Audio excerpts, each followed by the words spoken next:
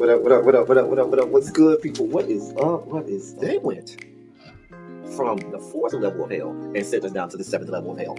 Why? Because then you got Kwanzaa pulling out her titties. The whore pulled out her titties. And these whore bags over here started feeling and fondling on her tits. What? I don't have it to do with you. Girl, you can go over there, rant and rave. Girl, you can shake all your rainbow bright hair all you want, dear one. I'm not doing this. I'm not doing this with you, dear one. I'm not doing this with you, dear one. I don't have nothing to do with you, and I'm done. Baby, you can scream my name from the rooftops from now till Jesus come back. I'm done after this. Introduced to Tick's Meat. Do you see what I see? Did y'all really let casting wardrobe? Y'all let him roll up out of wardrobe with these fans on, giving us all of this, thinking we were not gonna see it. We have been waiting with bated breath and anticipating all season long for the slightest glimpse, and y'all just put it out there this episode in all of its magnificent glory. Listen, that young man said, "Baby, you ate on this first date. You giving up the cooch on the first date, okay? Or you gonna run me my coins? Run me my cooch or run me my coins? Run me my cooch or run me my coins? Run me my cooch or run me my coins." That's our new theme song. That is the new song. Listen, somebody need to put a beat to that. Run me my cooch or run me my coins. Run me my cooch or run me my coins. That's what y'all got going on. Called out Sandcastle. Sand, bitch. Ow. Oh my God, it was so funny, girl. Ooh, baby, listen, let me tell you something. This shit started to turn into the precursor for some gay porn. That's what I thought it was. Because Big T is getting all, the voice starting to go deeper and get a little more wet and moist and sentimental and all this shit. And it was real gay at this point. Like, I thought the bitches was gonna, I thought Lil Murder was gonna turn Big T around and do him like he did Uncle Cliff and do the grease it up with City Lou and ran right in there. It's not a coincidence that Big T started off the conversation by trying to find out if Lil Murder was fucking Mercedes, which he found out he's not. It's also not a coincidence that he would start talking about prison. Why? Because the bitches was probably up in prison. Girl. Uncle Clifford, you better go get your man. Big T got plans for that. Well, he had on look like something Big Bird vomited up or something like that. Like, I did not like it. That Big Bird couture he was going for, it did not work. Like, the pastor of a gay mega church on Easter Sunday. Okay, it was way too much sequins. He had on way too much makeup. Baby, his face looked like Iyanla Vanzant's neckline. Okay, just way too much makeup, clumped here everywhere on his face. Get it together, sweetheart. Like, you're a big girl, so that gives you a whole lot of canvas. So that was a whole lot of makeup, honey. And Rico looked like he was auditioning to be one of the Three Kings, or he was auditioning to be the main character on Jesus Christ Superstar. Girl, Wayne, did you have on a blue thong or a blue G-string or something? If you did, I want to see it. Get me up in my DMs, I do want to see if you have some blue thong or blue jock strap, something like that. I'd love to see it. Anyway, but I liked it with the turtleneck. Now, Troy.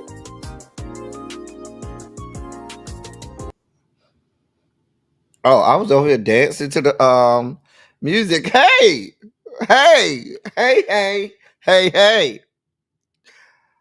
Welcome to Run Your Mouth. I am L Teddy 27, and it's time for you to get your daily news and headlines and catch up with what happened today while we were all at work, politics style, as only we can do it over here down to the L Teddy 27.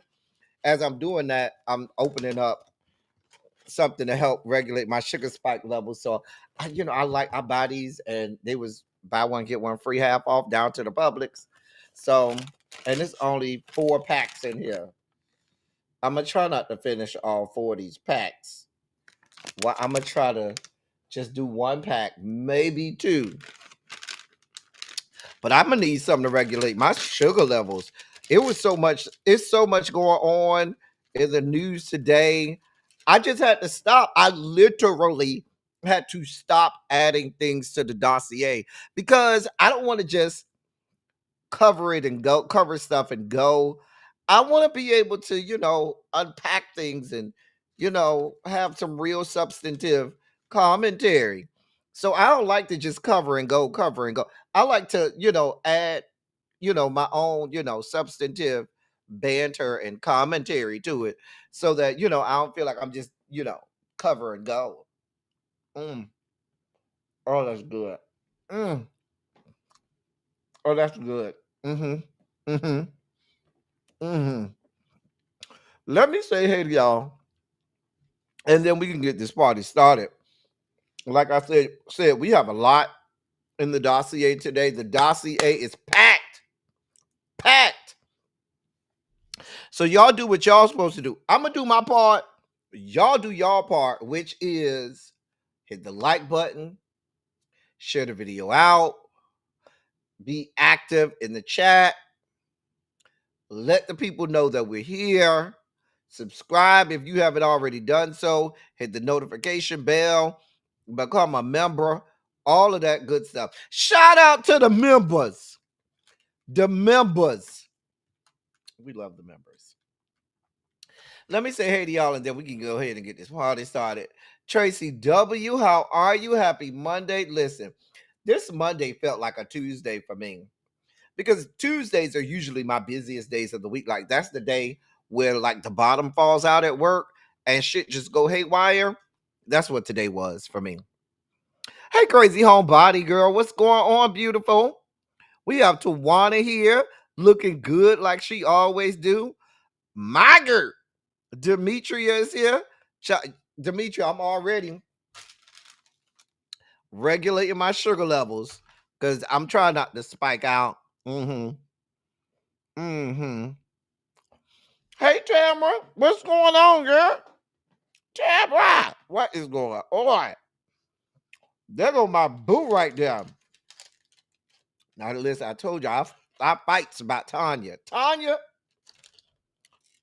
that one right there, I fights about.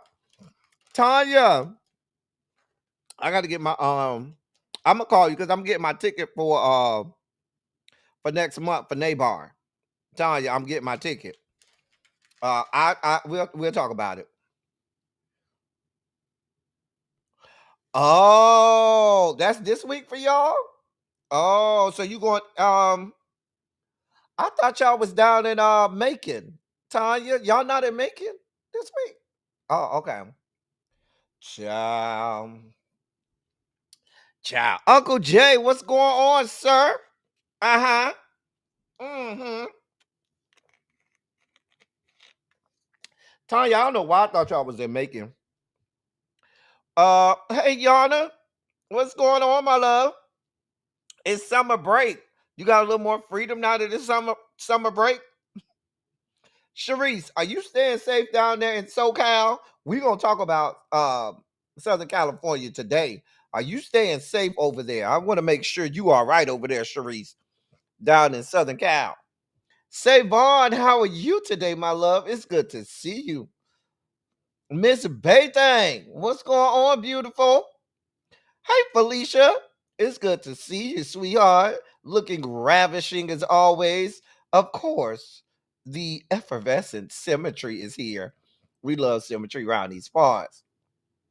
Now, Symmetry, you another one of my girls that likes to change the avatar. You done had that avatar for a little minute, Symmetry. You know, I be expecting you to change it up every now and again. And you done had that one for a little minute here, Symmetry. Girl, what's going on? It's always sunny. It is good to see you. I am so glad you are here. Child, it's been raining here, Demetria. It's been raining. That's what it's been doing here. Raining. Now, hey, is it Dionysia or is it Denisha? Is it Dionysia or Denisha? I don't like to pronounce people's name wrong. So let me know. Child, today, I don't know about y'all, but I had a lot of work today. Miss Bay thing, I know all about it. Hey, Universal Goddess, Sock Passe, my love. What's going on? China White, it is good to see you, my dog. Terrence, are y'all okay over there? Nail shop get Manny and Patty. My baby says, hey y'all, we're heading home now. Okay. Y'all too okay. We just checking on our SoCal people. Terrence, okay. Tell Janae we said, hey, we have to check on y'all and make sure y'all okay. What's going on? What's good, bruh? You getting a Patty and a Manny over there? You know, I just cut my nails 2 days ago and they already growing. By the end of the week, it's gonna be a bunch of nails here, child. My nails grow real fast. I hate it. I really hate it. A little more freedom. We still have football practice and softball until the dead season, which starts Monday until July 5th. Okay. Yana got our nieces and nephews. She got future professional athletes over there that she got to make sure that they get over there to practice. Cause we be rooting for our nieces and nephews over there. You okay? All right. You okay? Then I'm okay. All right. We're checking on our people. All right. Listen, y'all. It's time to get this party started. Denisha, okay. Okay. Denisha, I thought it was Denisha. I as a teacher, I deal with a lot of names, and I'm used to all kinds of spellings and names. So I'm used to being able to just pronounce these things. Hey, Catherine Powell, what's going on?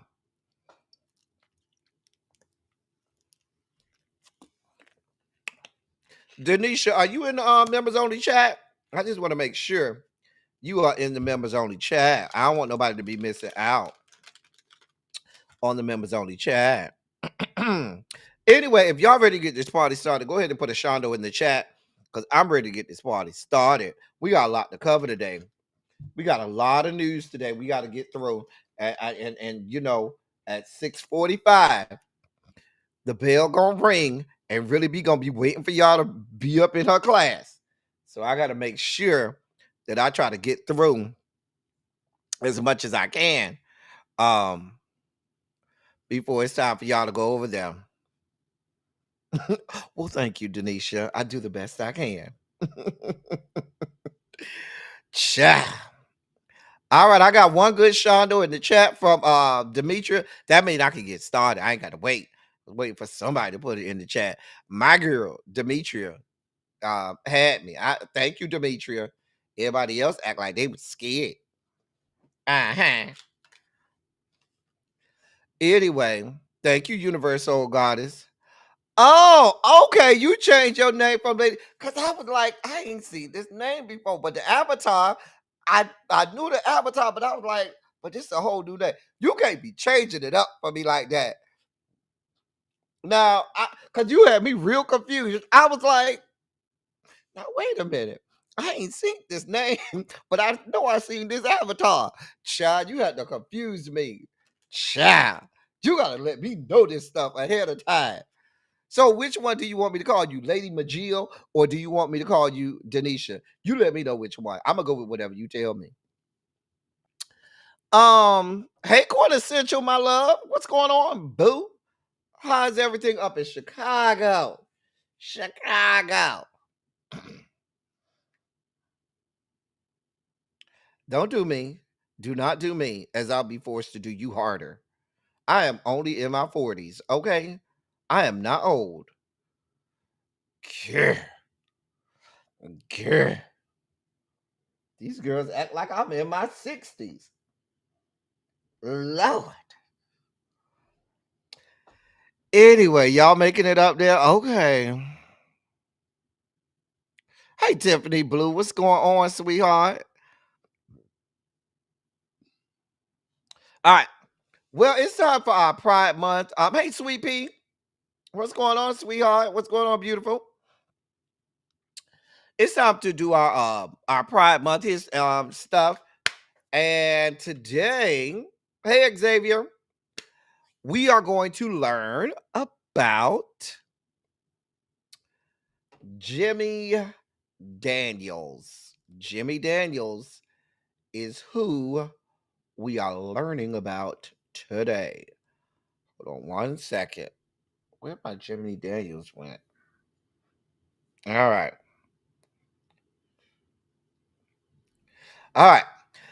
Jimmy Daniels, James Leslie Daniels is his birth name. He was known as Jimmy, born in Laredo, Texas in 1907. He grew up in Little Rock, Arkansas, and in the mid 1920s, a young Jimmy Daniels arrived in New York City to attend business classes at Bird's Business Institute in the Bronx. After completing his studies at Bird's Business Institute, he returned home to Little Rock, where he worked as an administrative assistant to the president of the Century Life Insurance Company. But Daniels, a talented singer and entertainer, found himself longing for the vibrant performing arts scene he had left behind. He moved back to New York City in 1928 to pursue a career as a cabaret and theater performance. His first professional job was at Harlem's Hot Cha nightclub. Daniel soon broke into the world of Harlem nightlife amid the Harlem Renaissance, where he developed close friendships with notable artists and intellectuals, including vocalist Alberta Hunter, sculptor Richmond Barthay, and philosopher Alan Locke. Before long, Daniel became an icon of the vibrant gay nightlife that flourished in Harlem. From the start of his professional singing career at Harlem's Hot Cha nightclub in the 1930s, Jimmy Daniels, who was open about his sexuality throughout his life and had a number of public relationships with men, attracted a devoted following of gay fans with his sophisticated renditions of jazz standards and show tunes. In the 1930s, he had two successful stints performing in Europe from 1933 to 1934.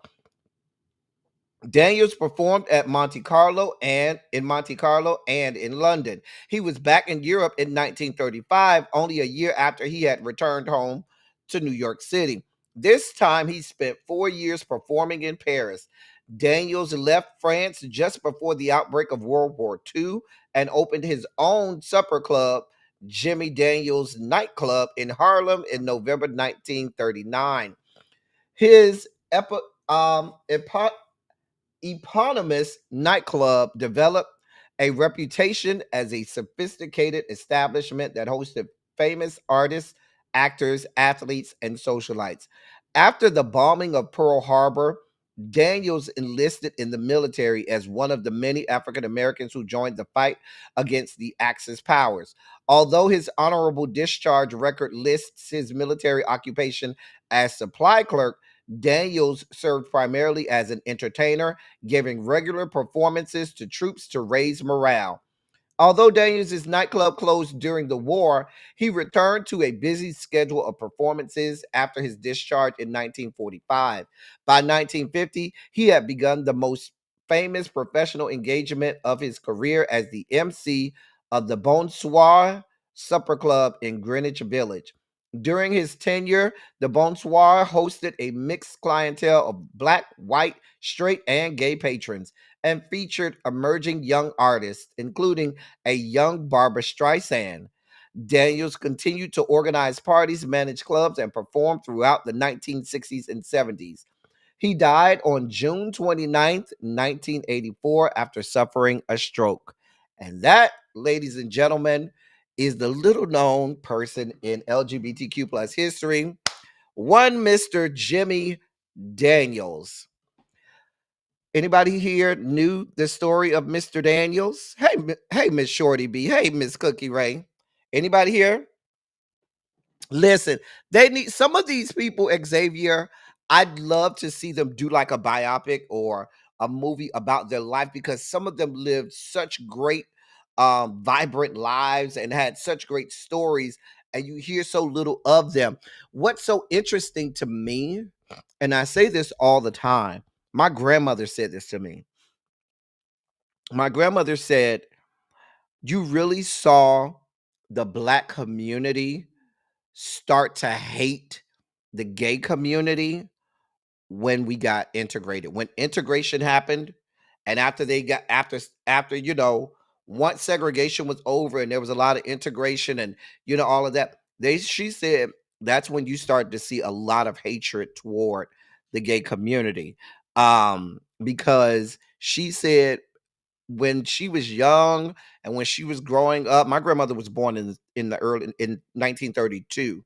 So she said when she was growing up and when she was in school and even as a young adult, she said, there were gay people, lesbian, gay, at that time they called them transvestites, but there were trans gender people. Hey, Chef Don Don. There were transgender people in the black community. Nobody had a problem with it. Everybody knew who those people were. Nobody had any issue with it. It wasn't until there was a lot of things started to get more integrated as opposed to segregated, and the hatred stemmed from the white community not having a problem with the gay with the LGBTQ plus community, and because there were black people that wanted to assimilate to the white community and have this proximity to whiteness, be it through money and or culture. That's where a lot of um the black hatred toward the LGBTQ community came, and then it infused itself in the black church. We did Alan Locke last year, Uncle J. I might do Alan Locke again, but Alan Locke is a famed writer, very famous writer, openly gay. We featured him last year. Um, Alan Locke, awesome writer, awesome writer. So, but yeah, when did we get so integrated around here? When did we get? Listen, I don't know what that means. Hey, Quake, but it is what it is. We hey, we have to fight these battles that we have to fight now. Mm. But hey, Candace F. But if you go back and you really look at the Harlem Renaissance and study the Harlem Renaissance, that happened because of gay and lesbians and transgender. The LGBTQ plus community was the backbone, and at the forefront, not just the backbone, but also at the forefront of the entirety of the Harlem Renaissance. They were not shunned. They were not made to feel bad. They were actually at the forefront of the Harlem Renaissance, and they were very open about who they were and about their sexuality. And people talk about the Harlem Renaissance, but they never really talk in detail about the gay community. Before Greenwich Village was a thing in New York for the gays, it was Harlem that was the place where gay people and lesbian people and people of the and trans people and people of the LGBTQ plus community went and felt safe. It was Harlem first, but they don't want to tell y'all those stories, and we may highlight some more of those. I'll say we are going to highlight more of those stories um during Pride Month. I'd love if you have stories. Hey, TJ, ain't seen you in a minute. I know they be working you over there, TJ. But Sock, I say, my love, good to see you. If you have people or events or areas within your respective city that you'd like for me to cover for Pride Month, that is pivotal to the LGBTQ plus community, please send it to me so that I can go and do my homework and present it to you all here. Because I'd love to get some stuff in some cities that I may not know about and some people who I may not know about. All right. There was a club there called the Offbeat. Okay. In Harlem. Karen. Hey, Karen. So, that is our Pride Month feature for today. And with that, ladies and gentlemen, non-binary, gender-conforming members of our audience, I bring to you the late great Larry Myers to help us usher in our Sugar Spike segment.